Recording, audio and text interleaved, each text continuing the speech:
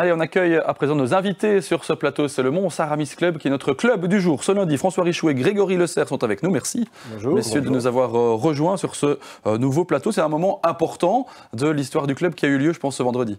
Ah, c'est on va dire la passation de relais, puisque la nouvelle équipe a pris place dans les bâtiments, on va dire. Et maintenant, c'est à eux à jouer. Quel est votre sentiment au moment de céder le relais? Vous étiez à l'Aramis quasiment depuis le tout début. Moi, je suis arrivé en 86 comme prof de squash, entraîneur, et en 89 comme manager, donc ça fait aller une trentaine d'années. C'est bien sûr une merveilleuse aventure humaine. Je ne compte plus le nombre de gens ou le nombre de clients qui sont devenus des amis. C'est plein de joie, plein d'emmerdes, beaucoup de stress.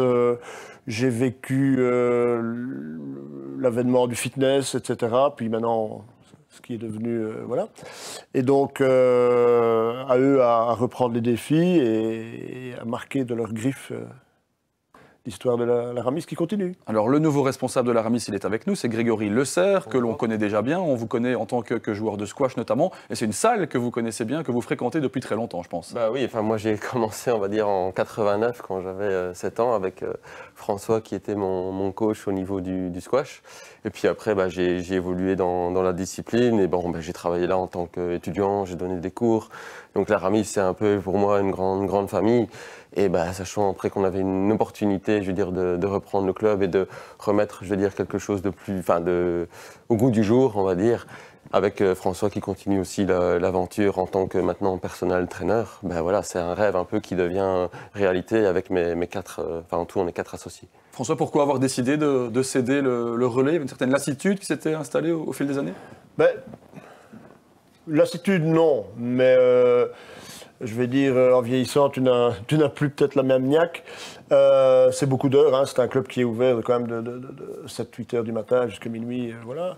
Avec évidemment, je vais dire, beaucoup de choses organisées si on veut garder l'engouement. Et j'étais un peu seul à gérer tout ça. Et donc, effectivement... c'est très bien. Et ce qu'on voulait surtout, c'est de ne pas mettre à vendre sur la porte et céder ça à n'importe quoi, n'importe qui. Et là, on a vraiment on a eu la chance, en août, de commencer à discuter avec eux. Et eux arrivaient vraiment avec un projet à long terme, plein d'ambition. Et ça, c'était gai pour nous.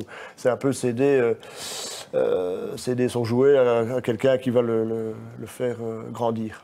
Alors, parlez-nous justement de vos projets, Grégory.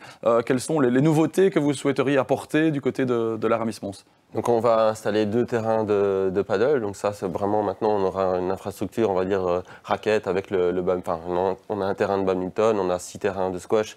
Et maintenant, on va pouvoir proposer 2 terrains de paddle qui seront semi-couverts. Donc on espère que les joueurs pourront venir jouer, je veux dire, quasi toute l'année.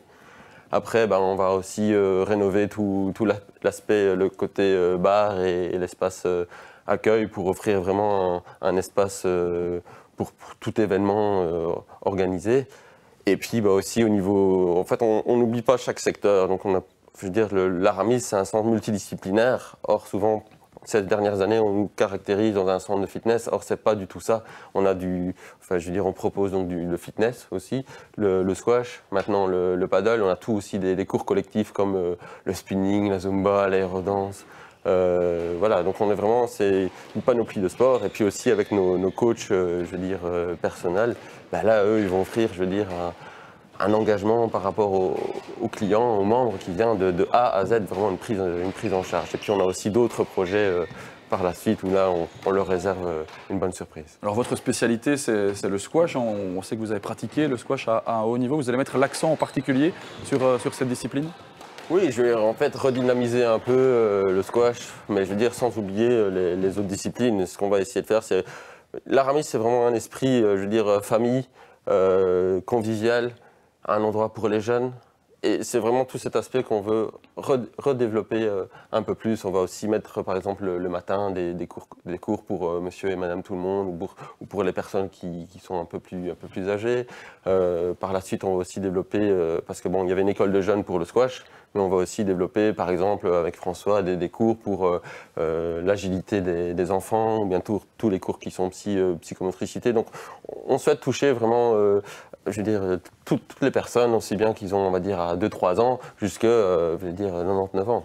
C'est vraiment le but du centre, et je me répète, vraiment dans un esprit convivial, familial, mais aussi très professionnel. Alors François, quelles sont les images que vous allez garder en tête de votre passage à l'Aramis? J'imagine qu'il y a quand même une certaine émotion.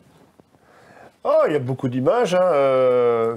Je ne vais pas dire qu'elles se bousculent, mais il y a toute l'évolution d'un club de squash. On est parti sur un club avec du cours collectif. Et puis, bon, je répète, il y a eu tout le début du fitness. Il y a ma collaboration avec Monséno pendant 8 ans comme préparateur physique, qui était aussi, en plus de l'Aramis, aussi une grande expérience humaine avec d'énormes souvenirs.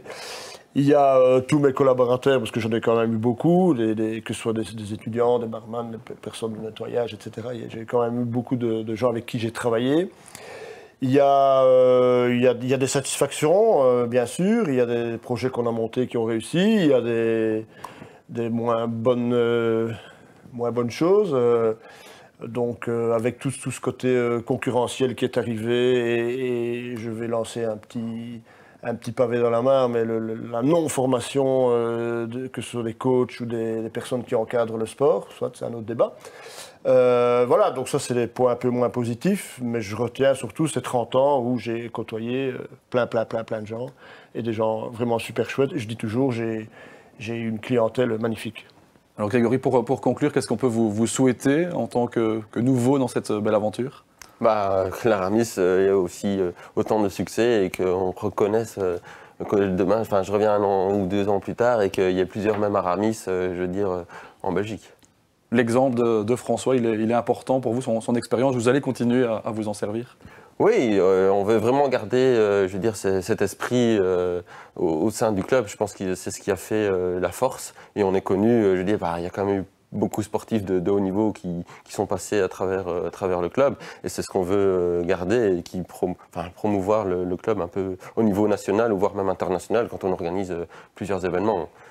Ça fait la renommée du club. Aujourd'hui, vous pouvez rassurer les gens qui fréquentent cette salle, ils sont nombreux dans la région, qui connaissent cette salle. L'esprit va rester le même, ils ne doivent pas s'inquiéter. L'esprit continue et ça ne peut, l'avancée n'est que bénéfique pour eux et c'est qu'une amélioration. Je veux dire, on offre vraiment maintenant une panoplie de choix et c'est que pour leur bien-être. Bien, merci en tout cas à tous les deux d'être venus sur ce plateau. Bonne chance pour votre nouvelle aventure et on continuera bien sûr à suivre l'actu de votre club. Merci.